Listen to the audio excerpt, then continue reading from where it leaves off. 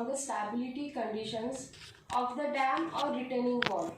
For both the stability conditions are one and the same. Only the thing is, in case of dam, you have to change, you have to take the word water pressure, and in case of retaining wall, you have to take the word earth pressure. So that is the only difference between dam and retaining wall, because in your syllabus, retaining wall is not with the surcharge. So in both cases, theory will be one and the same.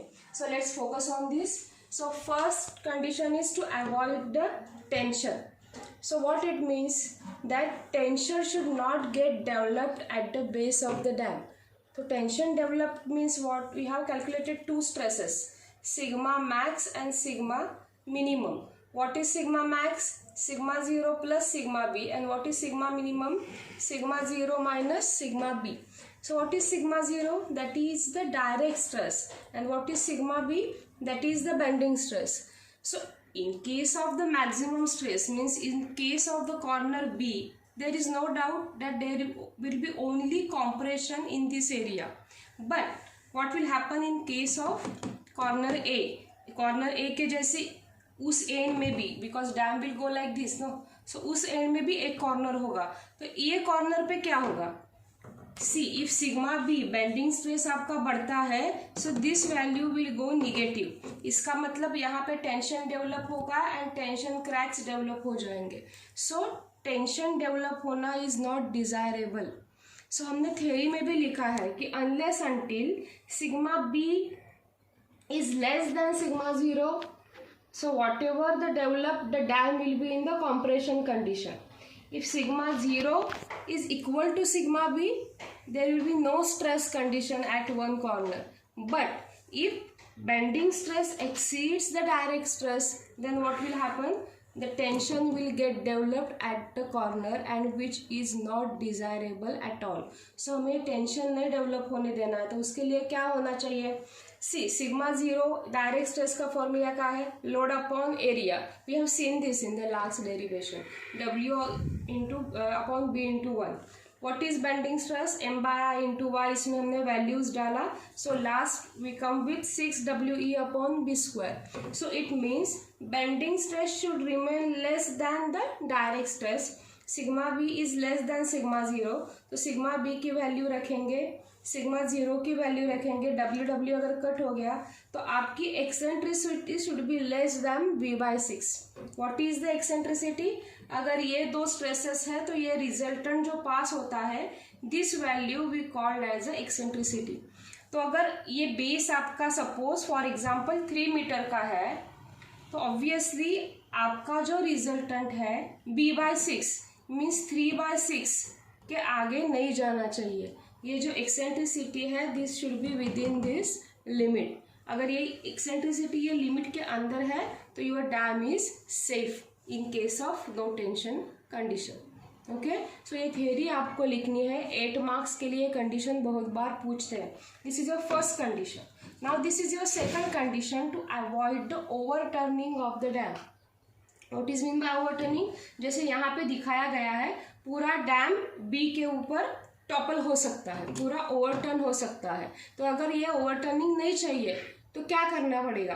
C, if the dam is in equilibrium condition, it means there are 4 forces acting on the dam which are keeping the dam in the equilibrium condition.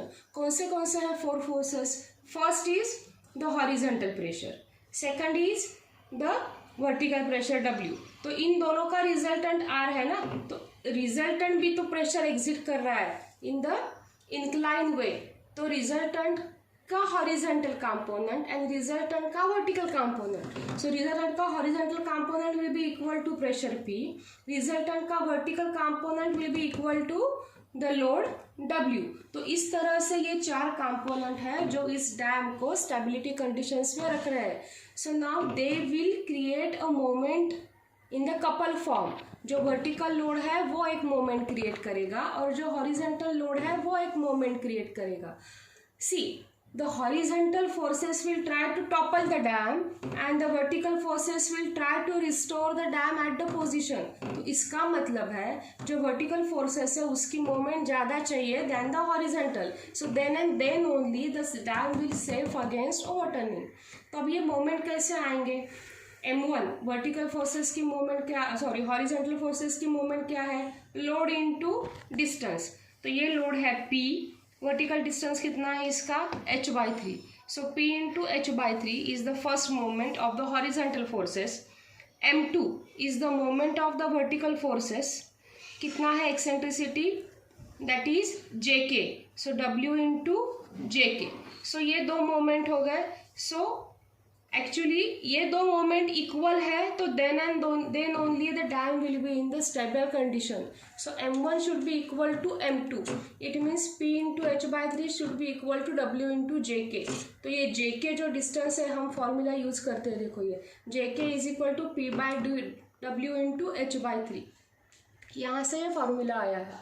Okay, so ये eccentricity निकाल सकते हैं हम. तो अभी ये overturning होगा तो के पे नहीं होगा ना. Overturning will happen at point B. तो आपने जो भी मोमेंट लिए हैं you have to shift the moment at point B. तो मैंने पॉइंट बी पे अगर मोमेंट लिया तो पी का मोमेंट तो सेम रहेगा क्योंकि h/3 distance is vertical distance is same from each and every point. So P का moment will remain same. Now what will happen in case of the weight vertical W, वो J के जो distance था it will go like JB. So third moment W into JB. So ये W into JB, ये जो vertical force की moment है this should be greater than the force of horizontal moment that is M3 should be greater then M1. But we know that M1 is equal to M2. So M1 can be replaced with the help of M2. So W into JB is equal should be greater than W into JK. So अगर देखा जाए तो WW cut होगा तो JB should be greater than JK. इसका मतलब क्या है कि आपका जो रिजल्टेंट है वो बेस के अंदर में से पास होना चाहिए. It should not go out from the base. This K point must lie with in the base.